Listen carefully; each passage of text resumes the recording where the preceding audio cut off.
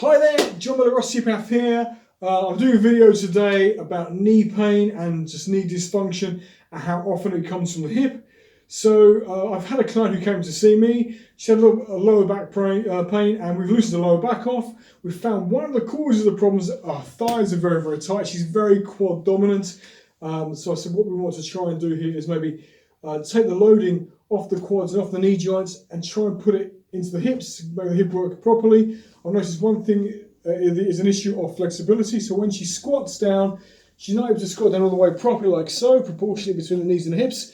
She does this, so hips kind of come into it a little bit, but the knees are not really working and the knees are coming slightly further forward than they should do. A lot of loading on the knees and there just isn't any more movement, so the back is bending, putting strain on the back. So we need to improve the range of motion in the hip joints, ankle joints, and knees generally anyway. So simple stretches to start that off will be just to push yourself up against a wall, put one leg behind you, stretch the calf out, back of the leg. You should feel it through here, the back of the knee. Try and keep the knee straight if you can. Keep the core tight when you do this. And do that for anything between 30 seconds and 2 minutes. Now the calves are very, very tight muscles, so you really want to try and make sure they're well stretched. They need a lot of time to stretch out.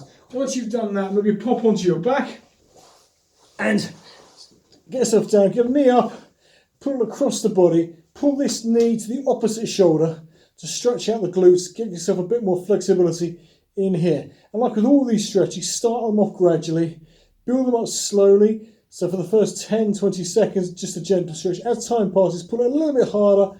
Again, hold for another 10 to 20 seconds. Then finally, one more time, pull it really hard. Same goes for the calves if you can. Everything shouldn't be done in a full power straight away, otherwise your body's going to react and tense up against it. Okay, so once you've done that and you've started to loosen a few things off, let's try and do some activation exercises. One of the first exercises I love to do is a squat with a band. So placing a band above the knees, make sure it's nice. So you can get proper bands for the knees. I've just got a regular band which I've looped together like so. Stand in this position, push your knees out. Okay, the last thing you want is your knees to go in. Very often that happens when you've got weakness in your glutes. Okay, and that puts a lot of loading on the knee joint. So push your legs out, and you'll find that by squeezing your buttocks, the knees go outwards, and then squat yourself down comfortably as far as you can go. If you go all the way down, brilliant. Most people can probably get to about here and come back up again. And when you get to the top, don't lock out. Keep the tension on the legs the whole time. Squat down, try and go as deep as you can without the knees coming in, and come back up again. This does take a lot of effort just to go down and come back up. Now when you're doing this, keep your back straight. Don't let your back round. Keep the tummy tight in here as you do so. That's good. And just do it really slow. Don't drop down quickly. Okay, you want to make sure that when you're going down, you're not just doing this straight up again. That isn't using your muscles at all. You're just using momentum to get yourself down and up. You've got to really push those legs out, do it nice and slow. Activate those muscles and come up and down carefully. There we go. Right, so once you've done that and you feel you've done enough, and it really is up to you how many reps you want to do. I normally recommend aiming for at least 10, okay? But if you're doing them super slow, you may want to cut that in half, so 5 repetitions. It may not seem much, but if you're doing it slowly, it's going to be a lot harder. And of course, the harder it is, the better it is for you. You know, it's more effective. There's no point in cranking out 20 repetitions of squats and then afterwards feeling that you're absolutely fine. Oh, look at me, look how fit I am. I can crank out 20 reps. But you slow those reps down, do it properly, slowly and under control, and you're going to find it's a lot harder and therefore a lot more effective. Anyway, next exercise, to truly isolate the glutes, and particularly to work the outer glute, the gluteus medius and the minimus, you want to try and get the legs out to the side. So the way we do this, get a pillow, put it down like so, get the band, put it around your foot, and what you're going to try and do here is, first and foremost, hold the tummy in. Keep this stomach braced.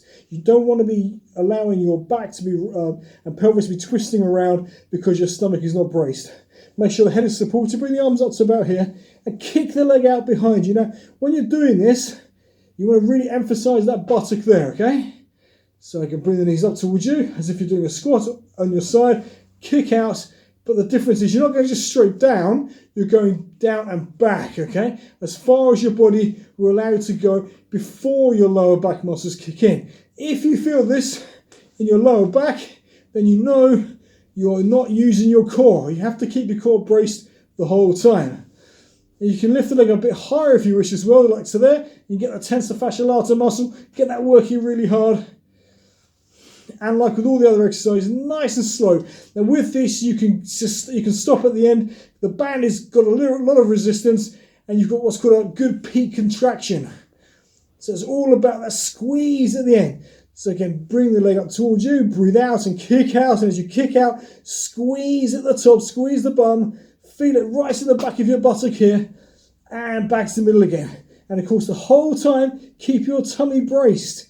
Whatever you do, don't let it brace. If you don't brace it, what's going to happen is you're going to do this, you're going to roll as you kick back, okay? And then you put rotation through your spine, and long term, that's going to cause lower back problems. And if you've already got lower back problems, it's just going to exacerbate what you've got already. So keep that tummy braced, kick out nice and slowly, squeeze the buttock, and come back. It's all about squeezing the muscle, feel the muscle movement. You don't want to be just moving for the sake of moving, swinging the leg back and forth. You need to feel what you're doing. Again, now once you've done that, again, for as many reps as you feel you can complete correctly, stretch out again. You've just been stretching your glutes, so make sure you do those. Put yourself back on your back, leg up towards you, and across the body. So left buttock to right shoulder, and right buttock to left shoulder. And as before, gradually increase the stretch as you go.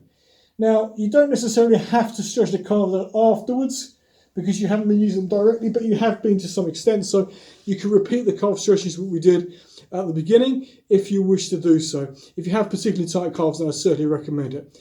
Anyway, I hope you enjoyed this video. So the purpose of this video, like I said before, is to improve the function of the hips to aid your squatting technique and take the pressure away from your knees. And it's about proprioception, control, and loosening off the hip and the ankles. Anyway, hope to see you in the next video. See you soon. Take care. Goodbye.